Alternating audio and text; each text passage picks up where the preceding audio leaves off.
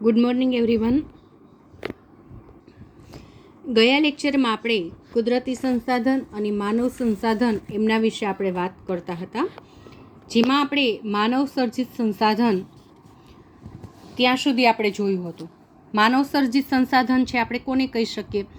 તો પોતાની જરૂરિયાતને સંતોષવા માટે મનુષ્ય છે એ કુદરતી જે સંસાધન છે એની અંદર મહદ અંશે ફેરફાર કરીને અથવા વધતે ઓછે અંશે ફેરફાર કરીને, અથવા એમ પણ કહી શકીએ કે પોતાની આવશ્યકતા અનુસાર ફેરફાર કરીને નવો આકાર આપે છે કે નવો ઢાળ આપે છે કે નવું કંઈક બનાવે છે, એને આપણે માનવ સર્જિત સંસાધન કહી શકીએ.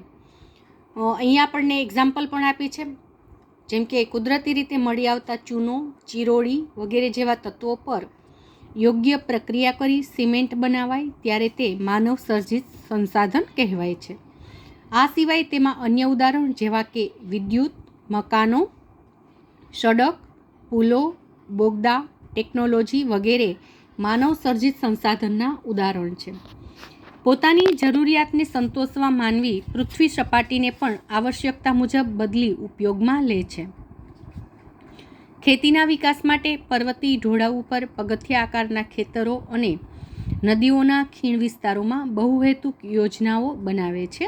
આમ માનવ સર્જિત સંસાધનની યાદી જો આપણે કરવા બેસીએ તો એ ખૂબ જ લાંબી છે, કારણ કે કેટલી બધી વસ્તુઓ છે મનુષ્યએ બનાવી છે. બરાબર, તમારે હોમવર્કમાં યાદી તૈયાર કરવાની છે, કરશો ને બધા, કે માનવ સર્જિત સંસાધન ક્યાં ક્યાં છે એની યાદી એક સરસ મજાની તૈયાર કરવાની છે. તમને જેટલા યાદ આવે એટલા તમે લખી શકો છો. હવે આવે છે માનવ સંસાધન. જગતમાં સંસ્કૃતિનું નિર્માણ કરનાર જો કોઈ હોય તો એ મનુષ્ય એકલો જ છે. જો પૃથ્વી સપાટી છે એના પર અગણિત જીવો છે. જેટલા તમે મનુષ્ય જુઓ છો ને આખી પૃથ્વી પર, એના કરતાં 5 ગણા જીવજંતુઓ છે જમીનની અંદર. બરાબર, જેટલું માનવ ધન છે એના કરતાં 5 ગણું ધન જીવજંતુઓ છે જમીનની અંદર. તો આ સિવાય ઘણા બધા પ્રાણીઓ પણ છે. પણ તમે જોયું કે આ બધા પ્રાણીઓ છે, પશુ પંખીઓ છે, એ કોઈએ નવું સર્જન કર્યું હોય? ના, એ લોકો નવું સર્જન નથી કરી શકતા. એક મનુષ્ય એક જ એવો છે જે બુદ્ધિશાળી જીવ છે અને એ પોતે નવું કંઈક નિર્માણ કરી શકે છે, સંસ્કૃતિનું કંઈક નિર્માણ કરે છે. એટલે કે પોતે જ એક સશક્ત સંસાધન છે એમ આપણે કહી શકીએ, જે કુદરતના વિવિધ તત્વોને પોતાના જ્ઞાન અને આવડત થકી સંસાધનના સ્વરૂપે વાપરે છે.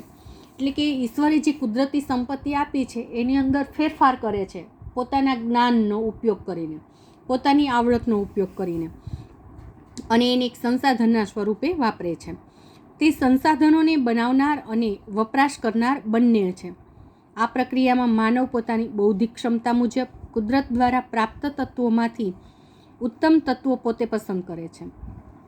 આપણે કુદરતી સંપત્તિનો મહત્તમ ઉપયોગ ત્યારે જ કરી શકીએ કે જ્યારે આપણી પાસે તે માટેના કૌશલ્ય, આવડત, જાણકારી કે ટેકનોલોજી હોય. બરાબર, જો આપણી પાસે ટેકનોલોજી નથી, કોઈ આવડત નથી કે નવા કોઈ સંસાધન પણ નથી આપણી પાસે, તો આપણે એનો ઉપયોગ કરી શકતા નથી. શિક્ષણ અને આરોગ્યની સેવાઓ દ્વારા માનવને એક વિશિષ્ટ પ્રકારનું સંસાધન બનાવે છે.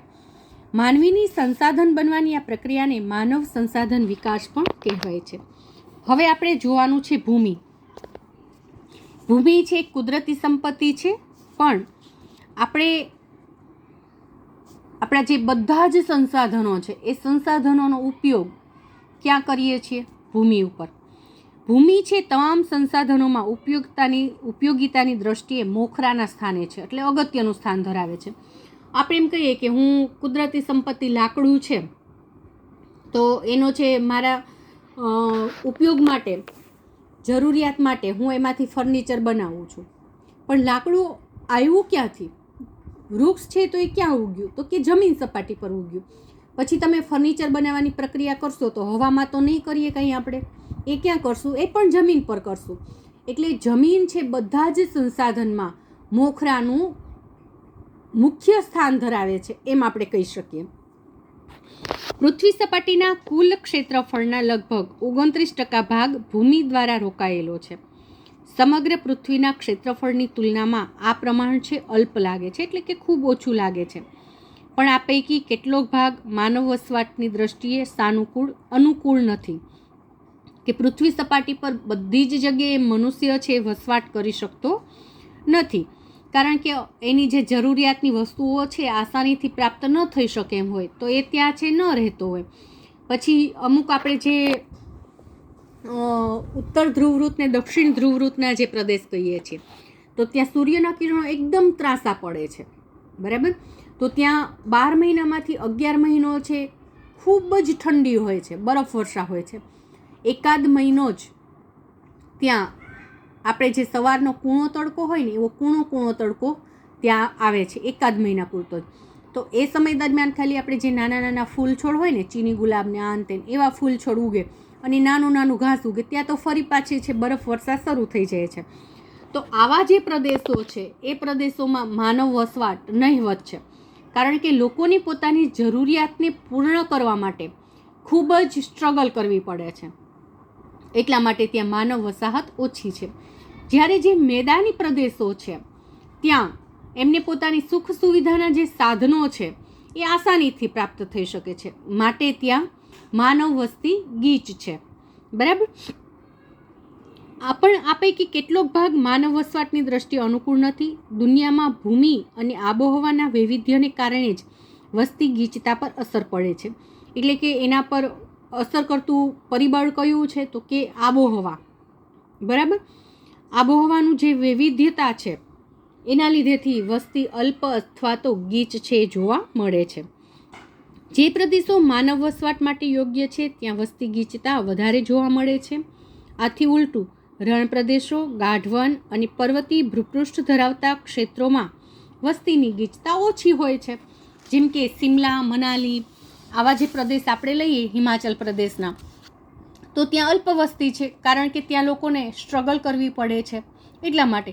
જ્યારે આપણે ઉત્તર પ્રદેશમાં જઈએ, ગુજરાતમાં જોઈએ તો વસ્તી ગીચ છે, કારણ કે મેદાની પ્રદેશ છે અને પોતાની જરૂરિયાત બધી આસાનીથી પૂર્ણ કરી શકાય છે.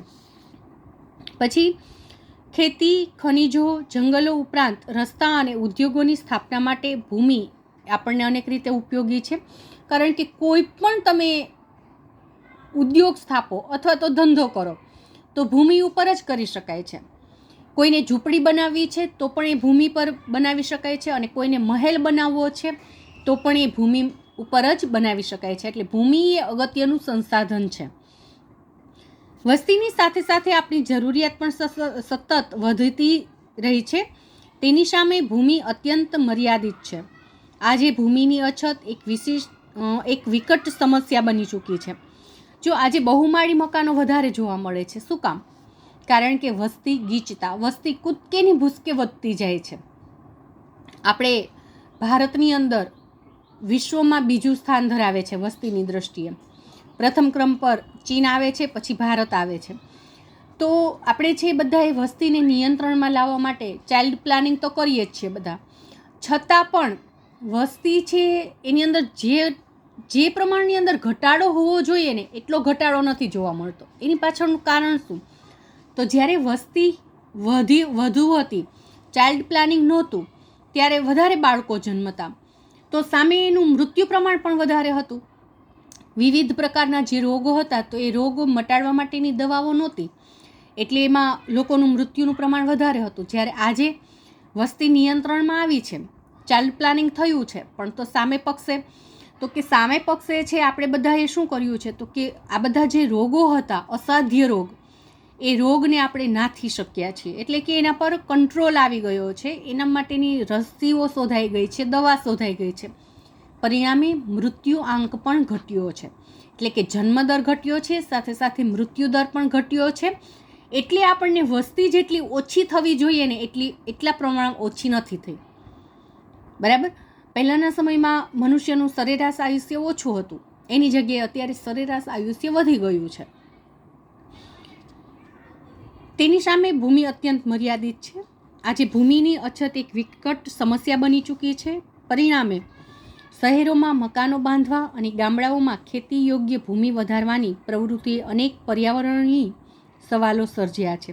જે બહુમાળી મકાનો જોવા મળે છે એની પાછળનું કારણ જ એ છે કારણ કે ભૂમિ છે એ આપણને ઓછી પડે છે.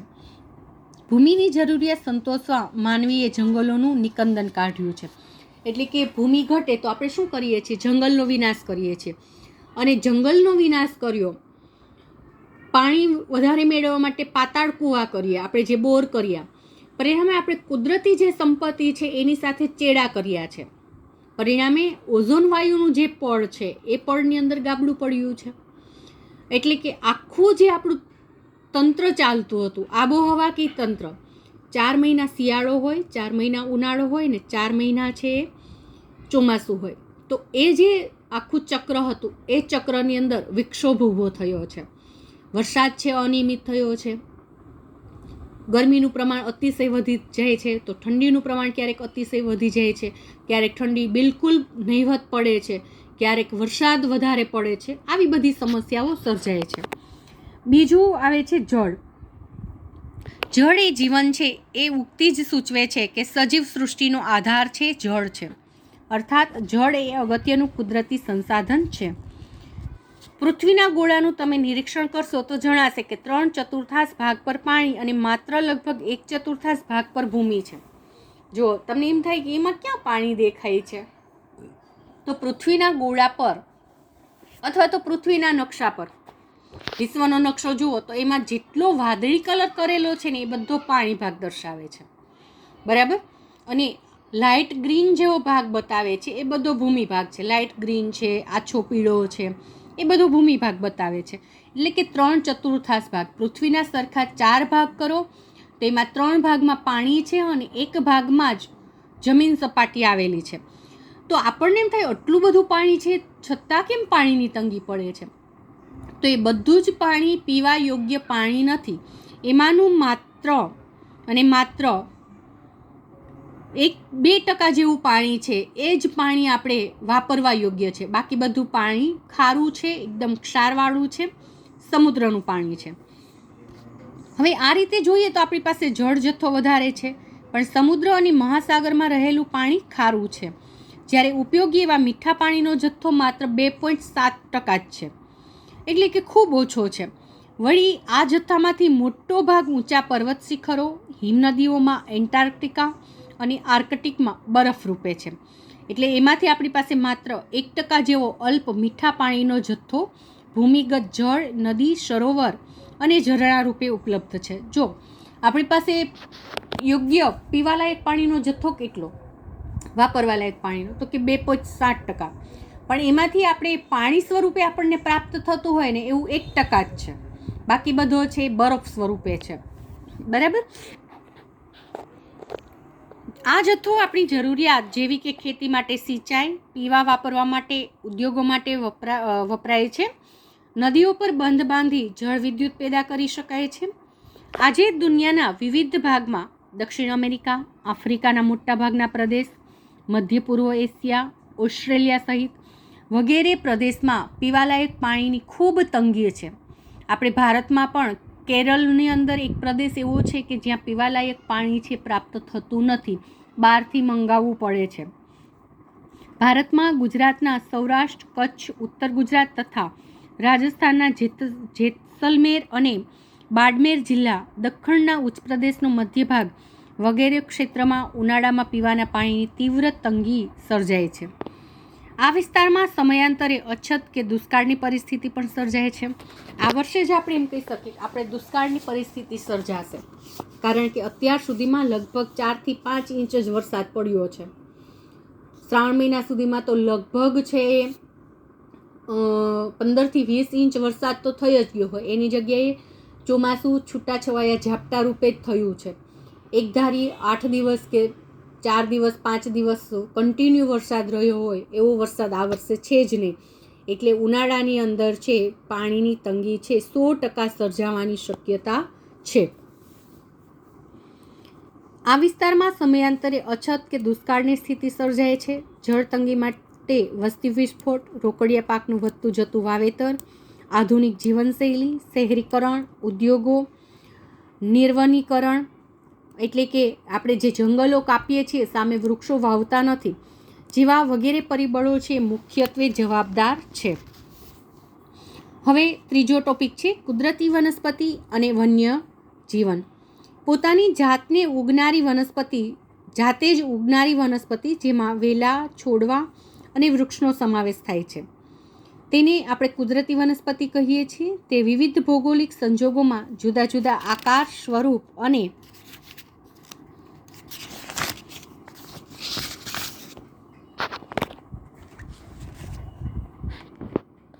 ઊંચાઈમાં જોવા મળે છે. બરાબર, જે કુદરતી રીતે જ ઉગી નીકળે છે, આપણે ત્યાં વાવતા નથી. તમે અત્યારે ભવનાથ જતા હો ને તો તમે જોજો, આપણે જે ઉપરકોટનો જે કિલ્લો છે ને એની રાંગ છે, એટલે ફરતી બાજુ જે કિલ્લો બાંધેલો છે તો એમાં દિવાલો ઉપર છે નાનું નાનું ઘાસ ને વેલાઓ ને એવું બધું ઉગી નીકળ્યું છે. તો શું આપણે ત્યાં વાવવા જઈએ છીએ? નથી જતા ને, છતાં પણ ત્યાં ઉગી નીકળ્યું છે. તો એ કયા કારણોસર ત્યાં ઉગી નીકળ્યું છે?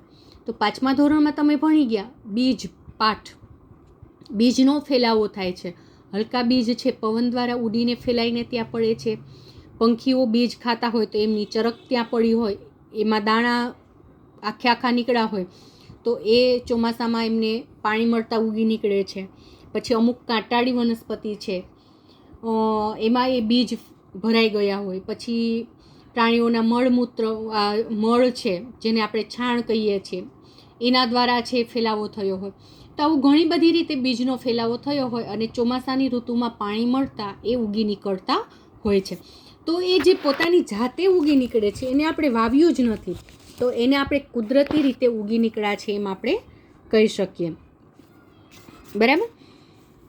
કુદરતી વનસ્પતિનું પ્રમાણ વિશેષ હોય છે. સમુદ્ર સપાટીથી ઊંચાઈ અને આબોહવાની વિવિધતાને કારણે કુદરતી વનસ્પતિની સંરચના અને સ્વરૂપમાં વૈવિધ્ય જોવા મળે છે.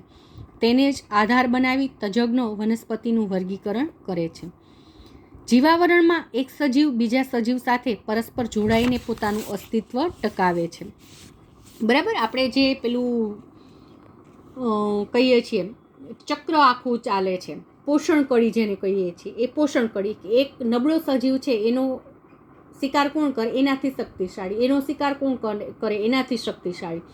તો એકબીજાની સાથે જોડાયેલા હોય છે અને પોષણ કડી બને છે એકબીજાની. તમે વિજ્ઞાનની અંદર એક પોષણ કડી છે તમારે ભણવામાં આવતી હશે. તો ટૂંકમાં એકબીજાનો આધાર છે બની રહે છે. આપણે તેને પરિસર તંત્ર તરીકે ઓળખીએ છીએ. વનસ્પતિ આપણી અનેક જરૂરિયાતો પૂરી કરે છે, ઉપરાંત તે પ્રાણી સૃષ્ટિને આવાસ અને ખોરાક પણ પૂરા પાડે છે. તો આપણે ખોરાક છે ક્યાંથી પ્રાપ્ત કરીએ છીએ? તો આપણે આધાર રાખીએ છીએ વનસ્પતિ પર. તમે વિજ્ઞાનની અંદર ભણી ગયા હશો 7મા ધોરણમાં પરોપજીવી વનસ્પતિ. બરાબર, ભણી ગયા છો ને પરોપજીવી વનસ્પતિ, કે જે પોતાના ખોરાક માટે બીજા પર આધાર રાખનારી જે વનસ્પતિ છે એને આપણે પરોપજીવી વનસ્પતિ કહીએ છીએ. તો એવી જ રીતે પરોપજીવી આપણે પણ પરોપજીવી જ છીએ, કારણ કે આપણે છે આપણો ખોરાક જાતે નથી બનાવતા.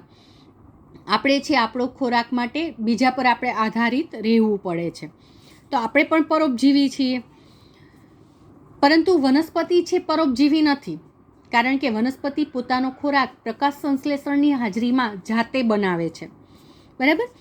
તો વનસ્પતિ આપણી અનેક જરૂરિયાતો પૂરી કરે છે, ઉપરાંત તે પ્રાણી સૃષ્ટિને આવાસ અને ખોરાક પણ પૂરા પાડે છે. વાતાવરણમાં ઓક્સિજન અને કાર્બન ડાયોક્સાઇડનું સંતુલન, ઇમારતી અને બળતણનું લાકડું, જમીન ધોવાણનો અટકાવ, ભૂગર્ભ જળની જાળવણી, વિવિધ ફળો, ઔષધિઓ, ગુંદર, ઉદ્યોગો માટે કાચો માલ જેવી અનેક આપણી વિવિધ જરૂરિયાતો જંગલો સંતોષે છે. હવે જુઓ વિદ્યાર્થી મિત્રો, તમને એવો પ્રશ્ન પૂછાય કે જંગલોની ઉપયોગિતા લખો, તો શું લખશો? તો જંગલ છે આપણને શુદ્ધ ઓક્સિજન પ્રાણવાયુ છે પૂરો પાડે છે. વનસ્પતિ છે વાતાવરણને શુદ્ધ રાખે છે. વનસ્પતિ રણને આગળ વધતું અટકાવે છે. વનસ્પતિને લીધેથી જમીનનું ધોવાણ થતું અટકે છે. પછી ઔષધિ વનસ્પતિ જેવી કે તુલસી, ગરમાળો, અરડુસી આવી વનસ્પતિ છે આપણને ઔષધિ પૂરી પાડે છે. શાક, સાલ, લીમડો, મહુડો વગેરે જેવી વનસ્પતિ આપણને ઇમારતી લાકડું પૂરું પાડે છે. ચંદન જેવી વનસ્પતિ આપણને કિંમતી લાકડું આપે છે. તો આવી રીતે છે આપણે વનસ્પતિ અથવા તો જંગલો આપણને ઉપયોગી થાય છે એ રીતે આપણે એના વિશે ટૂંક નોંધ લખી શકીએ. વિવિધ પશુ પંખીઓ કીટકોનો સમાવેશ વન્યજીવનમાં થાય છે, જેમાંથી આપણને માંસ, ચામડા, રૂવાટી, ખાલ એટલે રૂવાટીવાળી એમની જે ચામડી હોય ને એને ખાલ કહીએ છીએ, ઊન વગેરે પ્રાપ્ત થાય છે. મધમાખી જેવા કીટકો આપણને મધ આપે છે અને ફૂલોના પરાગનયનમાં મહત્ત્વની ભૂમિકા ભજવે છે. પક્ષીઓ વિવિધ કીટકોનો આહાર કરી તેની સંખ્યા નિયંત્રિત રાખે છે. પરિસર તંત્રમાં દરેક નાના મોટા સજીવની અનન્ય ભૂમિકા હોય છે. એટલે કે પૃથ્વી ઉપર ઈશ્વરે જેટલી સજીવ સૃષ્ટિનું નિર્માણ કર્યું છે ને એ બધી જ સજીવ સૃષ્ટિ એકબીજાને મદદરૂપ થાય છે. બધાનું આગવું સ્થાન છે. હવે વૃક્ષો અને વન્યજીવોની અનેક પ્રજાતિઓ આજે લુપ્ત થઈ ગઈ કે લુપ્ત થવાને આરે છે. આ સ્થિતિ મોટે ભાગે કુદરતમાં માનવી હસ્તક્ષેપનું પરિણામ છે. શિંગડા, દાંત, ચામડું, રૂવાટીદાર ખાલ, હાડકાં વગેરે મેળવવાની માનવીની લાલસા અને બેફામ શિકારથી જંગલોમાં વન્યજીવોની સંખ્યામાં ભારે ઘટાડો થયો છે. ત્યાર પછી સંસાધનોના સંરક્ષણના ઉપાયો, એટલે કે આ જે કુદરતી સંસાધન છે એનું સંરક્ષણ એટલે કે એનું રક્ષણ કરવા માટે શું ઉપાય કરી શકાય? તો જમીન ધોવાણથી ફળદ્રુપતામાં ઘટાડો થતો હોવાથી જમીન ધોવાણ અટકાવવું જોઈએ. અને જમીન ધોવાણ અટકાવવા માટે આપણે સેઢાને ફરતે વાડ કરવી જોઈએ અને વધારે વૃક્ષો વાવવા જોઈએ. રાસાયણિક ખાતરોનો વપરાશ લાંબા ગાળે જમીનની ગુણવત્તા નીચી લાવે છે, તેથી તેનો ઉપયોગ સમજદારીથી કરવો અને એના બદલે કુદરતી ખાતર, છાણિયું ખાતર અથવા તો જેને આપણે સેન્દ્રીય ખાતર કહીએ છીએ એ વાપરવું. વધુ પડતી અતિશય સિંચાઈથી જમીનની ઉત્પાદન શક્તિ ઘટે છે, તેથી ટપક સિંચાઈનો વ્યાપ વધારવો.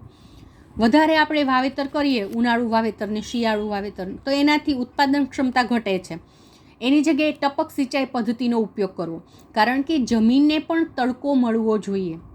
એને તમે તપવા દો તો એની અંદર ઉત્પાદન સારું થાય છે. જંતુનાશક જમીન અને જળ સ્ત્રોતો પ્રદૂષિત કરે છે, તેના વિકલ્પે જૈવજંતુનાશકોના વપરાશને ઉત્તેજન આપવું. વન્યજીવ પરિતંત્રની સમતુલા માટે અગત્યના છે, તેથી તેનો શિકાર રોકવા સખત કાયદા કરવા જોઈએ અથવા તો એને આરક્ષિત કરવા જોઈએ. જંગલ વિસ્તારમાં પશુચરાણ અને વૃક્ષછેદનને અટકાવવા ખાસ પગલાં લેવા. ચોમાસામાં વહી જતા પાણીને રોકી જળ સંચય કરી સૂકી ઋતુમાં પાણીની તંગી છે નિવારી શકાય. એના માટે આપણી સરકારે કાર્ય કર્યું જ છે. ચેકડેમ બનાવેલા છે અને ચેકડેમની અંદર પાણી છે એનો સંગ્રહ કરી શકાય છે. આ ઉપરાંત ખેત તલાવડી પણ બનાવે છે ખેડૂતો. તળાવ કે સરોવરમાં જમા થયેલ કાંપ દૂર કરી તેને ઊંડા કરવાથી પાણીનો સંગ્રહ વધારી શકાય. વરસાદી પાણી રોકવા માટે ચેકડેમ બનાવી ખેતી માટે પાણીની સમસ્યા હલ કરી શકાય છે. વપરાયેલ પાણીને પુનઃ ઉપયોગમાં લાવવું. ઘરમાંથી નીકળતા વપરાશી પાણીથી કિચન ગાર્ડન કરી તાજા શાકભાજી ઉગાડી ઘર ખર્ચમાં રાહત કરી શકાય, બચત કરી શકાય. ઉર્જા આપતા સંસાધનો ભવિષ્યમાં ખૂટી પડશે ત્યારે તેના વિકલ્પો સૂર્ય ઉર્જા, પવન ઉર્જા, ભરતી શક્તિ વગેરે જેવા વિકલ્પ અત્યારથી જ આપણે વિચારવા જોઈએ. એના માટે રૂફટોપ, જળ ઉર્જા, પવન ઉર્જા, આ પવનચક્કી દ્વારા જે આપણે પ્રાપ્ત કરીએ છીએ એ બધા વિકલ્પ આપણે ઉપયોગમાં લીધા જ છે. જે સંસાધનો ફરીથી ઉપયોગમાં લઈ શકાય તેમ હોય તેને પુનઃ ઉપયોગમાં લેવા જોઈએ. જે સંસાધનો બિનનવીનીકરણીય છે તેને સ્થાને અન્ય વિકલ્પ શોધવા જોઈએ. એટલે કે ફરી પાછા આપણે એનું નવીનીકરણ નથી કરી શકતા તો એના સ્થાને આપણે અન્ય સાધન છે એ ઉપયોગમાં લેવું જોઈએ, વિકલ્પ શોધવો જોઈએ. ભવિષ્યના સમયમાં આવનારી પેઢીઓની જરૂરિયાત માટે સંસાધનોનું સંરક્ષણ કરવું એ આપણા સૌની ફરજ છે. એટલે કે આ જે કુદરતી સંસાધનો છે કુદરતે આપણને આપ્યા છે, પણ જો આપણે એમનો બેફામ ઉપયોગ કરીશું તો ખૂબ જ નજીકના સમયમાં આ બધા કુદરતી સંસાધનો ખૂટી જશે. તો એ કુદરતી સંસાધનો એક વખત ખૂટ્યા પછી ફરીથી પ્રાપ્ત કરવા માટે હજારો વર્ષોનો સમયગાળો લાગી જાય છે. તો એ કુદરતી સંસાધનોનો આપણે યોગ્ય ઉપયોગ છે કરવો જોઈએ, બેફામ દુરુપયોગ કરવો જોઈએ નહીં. જેથી કરીને આપણી આવનારી જે પેઢી છે એ લોકોનું ભવિષ્ય છે અંધકારમય ના બને. ઓકે, તો અહીંયા આપણે 9મું પ્રકરણ છે પૂર્ણ કરીએ છીએ. નેક્સ્ટ લેક્ચરમાં આપણે નવા પ્રકરણ સાથે ફરી મળીશું. Thank you.